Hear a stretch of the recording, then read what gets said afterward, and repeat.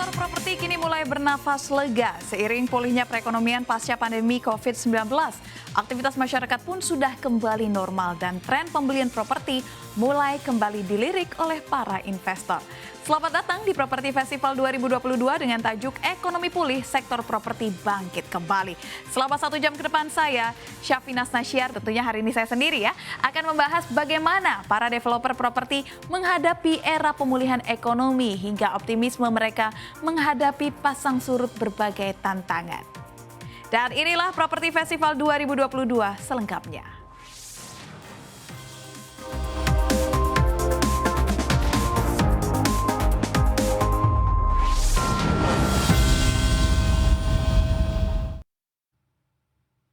Hasil survei Bank Indonesia memprediksi konsumen yang berencana membeli rumah dalam waktu dekat meningkat. Bank Indonesia melaporkan bahwa proporsi konsumen yang sangat mungkin untuk membeli rumah dalam 12 bulan ke depan meningkat jadi 3,1% pada bulan Mei dari 2,8% pada bulan sebelumnya. Semakin banyak konsumen yang ingin membeli rumah menyusul langkah pemerintah untuk meringankan pajak pertambahan nilai. Konsumen juga semakin optimistis terhadap kondisi ekonomi Indonesia, baik saat ini maupun yang akan datang. Secara keseluruhan, pangsa responden yang berencana membeli rumah dalam 12 bulan ke depan meningkat ke 22,8% pada bulan Mei.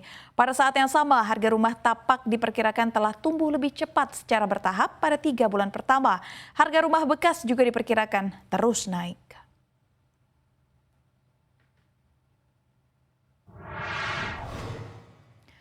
Ekonomi tanah air perlahan bangkit seiring dengan melandainya pandemi COVID-19. Namun, apakah kebangkitan perekonomian Indonesia sejalan dengan sektor properti? Strategi apa yang dipasang pengembang untuk berlari kencang di tahun 2022? Dan untuk membahasnya, sudah bergabung bersama kami Direktur Pemasaran Perum Perumnas Tambok Setiawati. Halo Bu Tambok. Selamat malam, halo Mbak Syaf. Alhamdulillah, sehat Ibu? Sehat pastinya, senang bisa ketemu Mbak Syaf. Baik, kalau gitu langsung saja kita mulai diskusinya ya Bu ya. Ini seperti apa Bu geliat sektor properti seiring dengan melandainya pandemi COVID-19? Terima kasih Mbak Syaf. Jadi kita bisa lihat nih, kita udah melihat bagaimana dengan pandemi yang melandai, kita lihat begitu banyak aktivitas mobilitas yang terjadi di tengah masyarakat. Dengan tetap catatan prokes tentunya kan, kita tetap harus pada bahwa walaupun COVID melandai, tetap harus kita waspada terhadap penularan COVID ini. Jadi kita bisa lihat bagaimana tempat-tempat umum semakin ramai, semakin jalan-jalan semakin padat dan macet. Kalau dulu rasanya kita nggak suka macet, tapi kalau bagi saya lebih senang macet gitu ya, supaya artinya geliatnya sudah semakin kelihatan.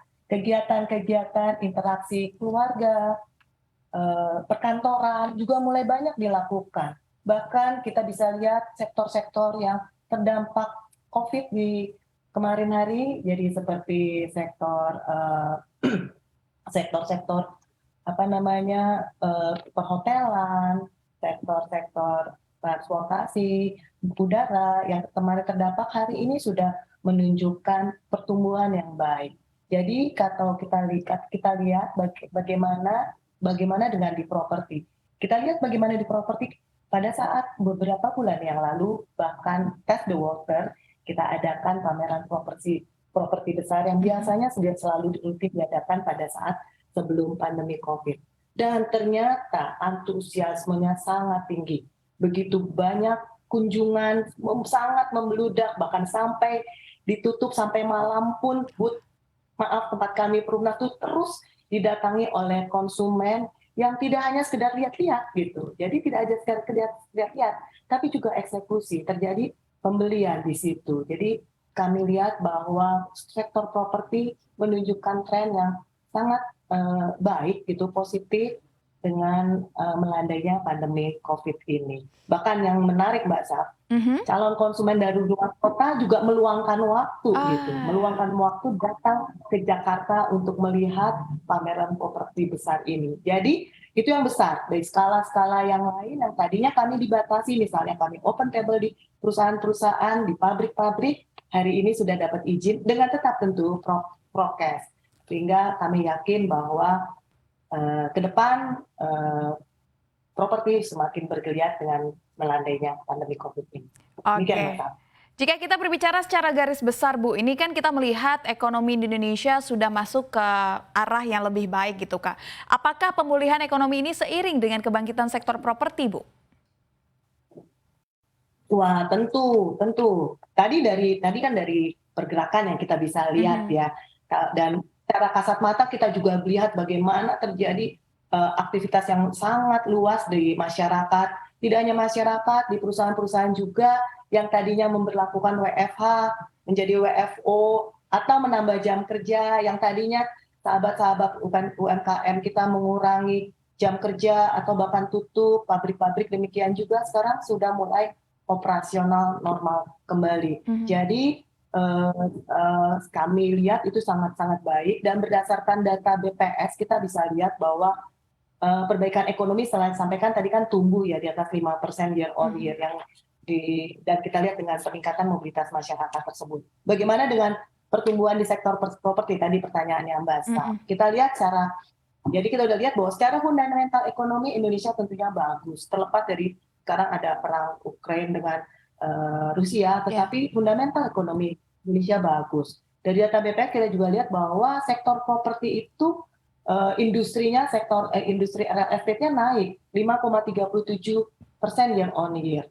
Dan dari data BI juga menunjukkan bahwa pertumbuhan kreditnya nih, kalau tadi dari sektor industrinya dari pertumbuhan kreditnya untuk sektor propertinya data BI per April menunjukkan bahwa sektor propertinya penyaluran kreditnya naik tumbuh 6,1% year on year, sedangkan pertumbuhan KPR dan KPA-nya naik 10,5% year on year. Jadi kita lihat bahkan menarik nih pertumbuhannya untuk pembiayaan kepada melalui KPR dan KPA bahkan meningkat. Jadi saya pikir ini sudah benar-benar menunjukkan bahwa pemulihan ekonomi seiring dengan kebangkitan Sektor sektor properti. properti.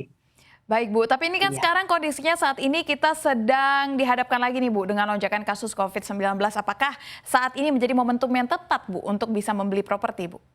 Oh, malah ya kalau kita lihat memang euforia tinggal dari pandemi COVID itu memang merupakan satu hal. Tetapi justru sekarang walaupun meningkat, tetapi kan sebagian besar dari masyarakat kita Mhm. sudah menerima vaksin tahap pertama dan kedua bahkan booster. Jadi daya tahan tubuhnya baik dari vaksin dan bahkan yang kemarin terkena sudah membentuk vaksin secara alami juga sudah Mhm. terjadi. Jadi ya dengan tetap mengedepankan prokes, saya pikir pertumbuhan properti akan tetap berlanjut. Kita bisa lihat bagaimana tadi yang saya sampaikan di luar pameran-pameran besar yang diadakan, kami datang eh, open table atau ketemu dengan para mitra atau calon konsumen kami di pabrik-pabrik atau di perusahaan yang lain sudah berjalan. Jadi saya yakin walaupun tadi pandemi COVID tapi tetap dengan menjaga prokes itu tetap kita lakukan sehingga tentunya harapannya sektor properti terus meningkat bertumbuh di ke depan ini. Demikian Mbak Saat Saf. ini, Bu, tren pengembangan hunian tapak seperti apa? Serta tren penjualannya, Bu, boleh dijabarkan? Oke, kalau hunian tapak ini juga menarik. Kita tahu bahwa tapi tunggu sebelum sampai situ, kami mau sampaikan bahwa tidak hanya tapak dan high rise ya, kami sudah dari Perumnas lakukan riset internal. Apa sih preferensi sebelum kita menjawab kebutuhan tadi ya, Mhm. hunian tapak. Ada 6 prioritas preferensi masyarakat gitu. Khususnya terutama pembeli rumah pertama kita kan adalah anak-anak milenial dan Gen Z ya. Mhm. Apa sih mereka terutama selain harga, harga kan semua orang pasti lihatnya harga ya. Tapi dia perlu juga pasti lokasi, lokasi dan lokasi. Kedua, lalu cara bayarnya, kemudahannya mereka. Selain jenis kepemilikannya juga yang menarik ini, anak milenial itu juga peduli dengan jarak ke transportasi umum. Mhm. Jadi kalaupun rumahnya rumahnya mereka oke, harganya oke, tapi jauh dengan transportasi umum, mereka juga berpikir ulang. Dan yang lain selain itu mereka juga punya preferensi terhadap fasilitas pendukung baik di dalam lokasi pengembang maupun di luarannya gitu. Mhm. Jadi kalau dilihat dari tersebut preferensinya untuk landed, terutama memang kalau landed ya karena kita masih Sebagian besar memang masih lebih lebih prefer ke landed, tetapi tidak landed semata. Baik landed atau high rise, tapi kalau mereka dekat dengan akses Iya. transportasi umum itu akan mempunyai nilai lebih. Jadi pilihan mereka. Dan apalagi kalau landed, kami kebetulan misalnya di Perumnas, untuk menjawab kebutuhan tersebut, kami punya landed, ya kalau Perumnas cukup dominan masih landed gitu ya. Produk yang kami tawarkan, kami punya contoh di Jabodetabek, ada Parayasa di Parung Panjang, juga di Darmangga Bogor dan Purwakarta, Campaka.